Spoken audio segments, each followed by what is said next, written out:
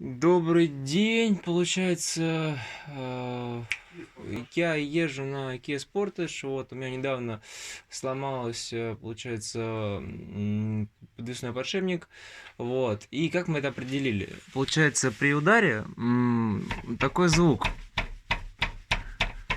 издается ею, собственно, подшипником самим непосредственно, вот.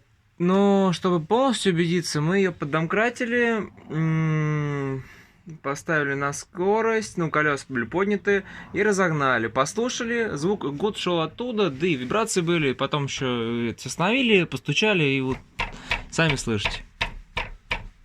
Вот. Когда машина была поддонкрачена, вот эта сторона и та сторона, ну вот, получается боком, и гуд шел отсюда прям конкретно. Вот, сюда отходишь, нет такого гуда. К заду отходишь, тоже нет гуда. Прям вот отсюда шел, ну и заказали мы, соответственно, этот подвесной подшипник. Это папаня его. Выключай.